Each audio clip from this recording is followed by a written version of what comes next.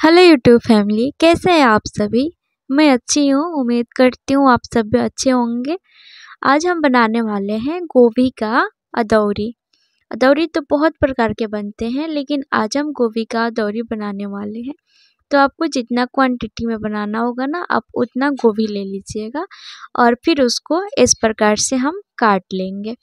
उसका डंठल काट के अलग कर लेंगे और फिर हम उसको छोटे छोटे टुकड़ों में काट लेंगे। अगर आप इसको छोटे टुकड़ा में नहीं काटना चाहते ना, तो भी आप एक काम कर सकते हैं ना कि इसको डायरेक्ट ऐसे ही थोड़ा सा स्टीम कर सकते हैं। लेकिन हम इसको काट लेते हैं क्योंकि हो सके अंदर से शायद कोई कीड़ा वगैरह निकल जाए।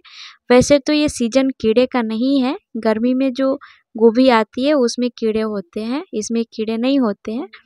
लेकिन फिर भी हम इसको काट ले रहे हैं और चेक कर लेंगे कि कोई कीड़ा वगैरह तो नहीं है ना। और इस प्रकार से काट करके स्टीम करने पे जल्दी से स्टीम भी हो जाता है। तो देखिए, एक एक करके हम बारी बारी से सबको काट के अलग कर ले रहे हैं। और अब हम इसको क्या करेंगे ना कि कोई भी बाउल वगैरह लेंगे, उसमें पानी लेंगे और अब हम इसको धो लेंगे, क्योंकि अभी तक हम इसको धोए नहीं है ना, बिना धोए ही काटे हैं। तो देखिए, इसको हम धो लेते हैं। 1 से 2 पानी आप चाहे तो धो लीजिए।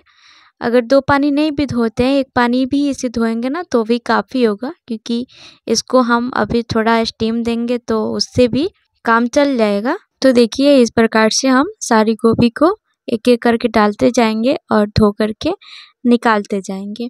हमारा जो बर्तन है वो थोड़ा छोटा है, तो इसीलिए हमें थोड़ा टाइम लग रहा है।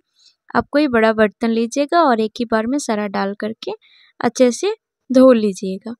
और इसमें जो एक्स्ट्रा पानी था उसको भी हम निकाल लेंगे। अब चलिए कढ़ाई की तरफ चलते हैं। तो हम कढ़ाई लेंगे और उसमें देखिए हम पानी डाल लिए हैं। पानी डालने के बाद से क्या करेंगे ना कि अपने गोभी को अब हम इसमें डाल लेंगे स्टीम देने के लिए, क्योंकि हमें इसे ज़्यादा नहीं पकाना है, बस थोड़ा सा पकाना है। तो इस प्रकार से हम इसको डाल लिए हैं और अब हम इसमें थोड़ा सा नमक डाल लेंगे। हम 2 स्पून के करीब इसमें नमक डाल रहे हैं, क्योंकि हमारा जो स्पून है ना वो देखिए कितना छोटा सा है। अगर आप बड़े स्पून से डालिएगा ना तो 1 स्पून में ही ये हो जाएगा। उसके बाद से देखिए, इस पे जो ब्लैक ब्लैक ऊपर के साइड में धब्बे दिख रहे हैं ना, उसको हम काट के अलग कर लेंगे। ये धब्बे इसलिए आते हैं ना कि जब वो जो सेलर होते हैं ना वो बेचने के लिए लाते हैं बाज़ार में ना, तो क्या होता है ना कि गोभी बोरे में कसा हुआ रहता है और एक के ऊपर एक इस प्रकार से दबने की वजह से ये थोड़ा थोड़ा ब्लैक टाइप का धब्बा पड़ जाता है।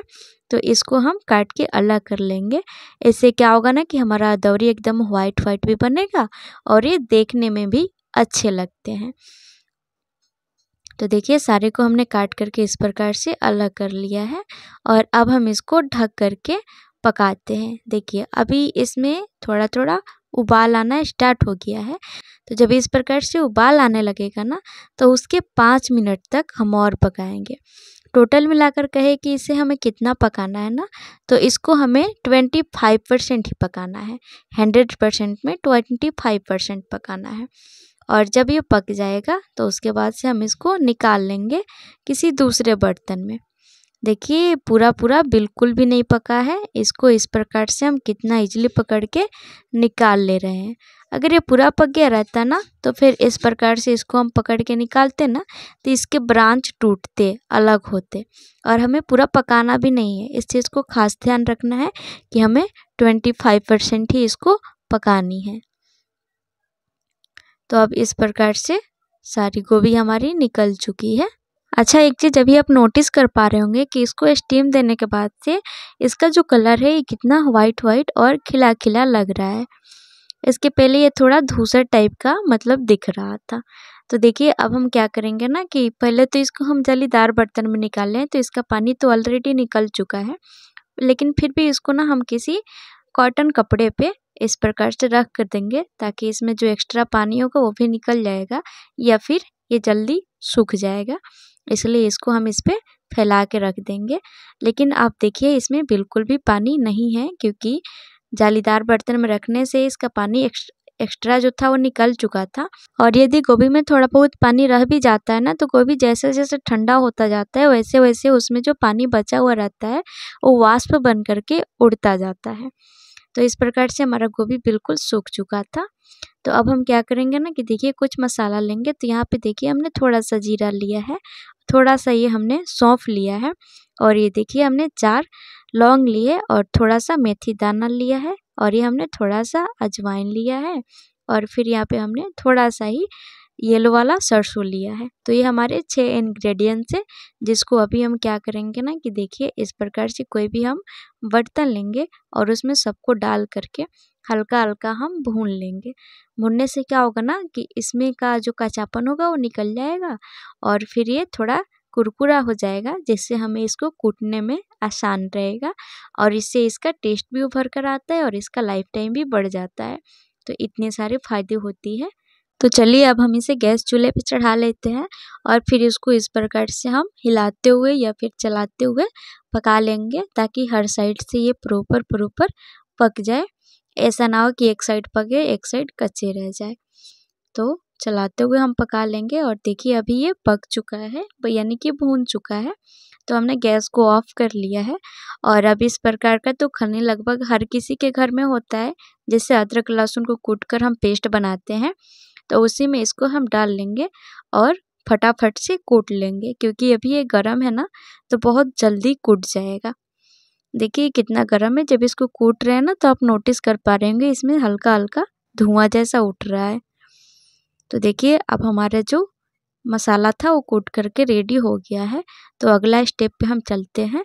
कोई थाली लेंगे और इस प्रकार का जो ग्रेसर होता है उसको हम लेंगे, और इस पे हम गोभी को घिस लेंगे। क्योंकि ये अदौरी तो बड़े बड़े साइज में हम बनाएंगे नहीं ना, तो इसको घिसना ज़रूरी है। तो इस प्रकार से हम घिस लेंगे, और ये बहुत ईजिली घिस जाता है। जैसे हम कच्चे में घिसते हैं ना, तो उससे ये थोड़ा स्मूथली ही घिस जाता है, क्योंकि इसको 25% हमने पका रखा है ना, तो इसलिए इसमें उसकी अपेक्षा घिसने में भी थोड़ा कम मेहनत पड़ता है। तो इस प्रकार से हम सबको बारी बारी से करके घिस लेते हैं। इसके डंठल को भी हम घिस लेंगे। तो देखिए पूरा को हमने इस प्रकार से कर लिया है। अब चलते हैं हम अगला स्टेप पे। अगला स्टेप हमारा क्या है ना कि हम कोई भी बाउल लेंगे, और उसमें देखिए हमने आटा लिया है। ये आटा हमारा मसूर दाल का है। मसूर दाल का आटा लीजिए, या फिर आप चना दाल का आटा लीजिए, जिसे कि बेसन बोलते हैं। आप किसी में भी बना सकते हैं। अगर चाहे तो आप दोनों को मिक्स करके भी बना सकते हैं। अलग अलग तरह से लोग बनाते हैं, लेकिन हम दोनों को मिक्स करके यहाँ पे बनाने वाले हैं। तो देखिए हम थोड़ा मात्रा में बना रहे थे, इसीलिए हमने बेसन को भी थोड़ा मात्रा में लिया है। अच्छा, हमारे मार्केट में क्या है ना कि जो मसूर दाल का बेसन है ना, वो जल्दी मिलता नहीं है जितना इजली कि चना दाल का बेसन मिल जाता है। तो ये मसूर दाल का बेसन ना हमने घर पे पीस के तैयार किया है। तो अब इस बेसन में देखिए हम क्या करेंगे ना कि थोड़ा सा मसाला ऐड करेंगे। तो यहाँ पे थोड़ा सा हमने हल्दी डाला है, थोड़ा सा धनिया डाला है, और थोड़ा सा लाल मिर्च पाउडर डाला है। क्योंकि अब तक इसमें ना तो हमने लाल मिर्च पाउडर डाला था और ना ही धनिया डाला था, तो इसे थोड़ा सा चटपटा करने के लिए ये चीज़ें भी हम इसमें डाल करके, और देखिए अच्छे से मिक्स कर लिए हैं। और अब हम पानी डाल करके थोड़ा थोड़ा पानी डालते जाएंगे, और इसका एक बहुत अच्छा पेस्ट बना करके तैयार करेंगे। देखिए इसका पेस्ट हमें कैसा बनाना है, ना तो लूज बनाना है ना ही टाइट बनाना है। तो इसीलिए हमें पानी काफ़ी सतर्कता से डालना है। ऐसा नहीं कि एक बार में ज़्यादा पानी डाल दे जिससे ये गीला हो जाए। तो हमें इसे गीला बिल्कुल भी नहीं करना है, क्योंकि हमारा जो गोभी था ना उसमें भी अभी नमी है बहुत ज़्यादा। ऐसा नहीं कि उसका पूरा नमी सूख चुका है। तो जब इसमें हम गोभी को डालेंगे ना, तो इसका नमी फिर से थोड़ा ज़्यादा बढ़ जाएगा। तो इसीलिए इसको हमें थोड़ा टाइट ही बनाना है। तो अब हम इसमें देखिए क्या करेंगे कि गोभी को डाल लेंगे। अच्छा, मेरी माँ कहती है ना कि जो अदौरी बनाने वाला बेसन होता है ना, उसको थोड़ा दरदरा ही पिसवाना चाहिए। जो बारीक वाला एकदम बेसन नहीं आता है, जो बहुत ही महीन होता है, वैसे बेसन के साथ ना हमें अदौरी नहीं बनाना चाहिए। और मैंने इसे प्रैक्टिकली बनाकर देखा एक बार माँ के साथ, जो बथुए में बनता है। उसमें क्या होता है ना कि ज़्यादा बारीक वाला बेसन लेने पे ना, जब हम उसको बनाते हैं ना, तो फिर वो जल्दी सीजता नहीं है, उसके अंदर तक पानी नहीं जाता है। तो इसीलिए जो दरदरा वाला बेसन होता है ना, थोड़ा सा मोटा वाला जो होता है वो वाला बेसन लेने पे ठीक रहता है। और यहाँ देखिए हमने जो मसाला कूट के रखा था ना, वो वाला मसाला बीच में हमने डाल लिया है। वो वीडियो दिखाना स्किप हो गया जब मैंने डाला तो मसाला भी आप ध्यान से डाल लीजिएगा, ऐसा नहीं कि आपसे भी स्किप हो जाए। मैंने तो फिर भी डाल लिया, बस आपको दिखाने में स्किप हो गया। वो मसाला आप ध्यान से डाल लीजिएगा इसमें। और अब सबको डालने के बाद से हम अच्छे से मिक्स करेंगे ताकि सभी एक दूसरे में अच्छे से मिल जाए। ये अदौरी ना बहुत ही अच्छी बन कर के तैयार होती है। और अब हम इसे खोटेंगे, इसको हमारे तरफ खोटना ही बोलते हैं, यानी कि छोटे छोटे पार्ट में इस प्रकार से अदौरी को काटते जाएंगे। हम कम क्वांटिटी में बना रहे हैं, थोड़ा मात्रा में, तो ये हमारा काम थाली में ही चल जाएगा। अगर आप ज़्यादा मात्रा में बनाते हैं तो फिर आप कोई बड़ा सा पॉलीथीन वगैरह बिछा करके और उसी पे ये काम आप करिएगा। इसको सूखने के बाद से ना आप काफ़ी दिन तक स्टोर करके रख सकते हैं। जैसे कि हमारे घर इस प्रकार से ज़्यादा मात्रा में बना करके और सुखा के रख दिया जाता है। जब बरसात का सीज़न आता है ना, अगस्त का महीना, जिस वक्त हम बहुत ज़्यादा पानी होता है, उस टाइम इसको बना करके मछली वाला मसाला के साथ या फिर चिकन वाला मसाला के साथ खाया जाता है, बहुत टेस्टी लगता है। और इसी प्रकार से गोभी को भी सुखा करके हमारे यहाँ स्टोर करके रखा जाता है। गोभी बरसात के सीज़न में ही बनता है। गोभी को सुखा करके 20 किलो 50 किलो इतना क्वांटिटी में। और अभी देखिए सारी हमारा इस प्रकार बन करके तैयार हो गया है।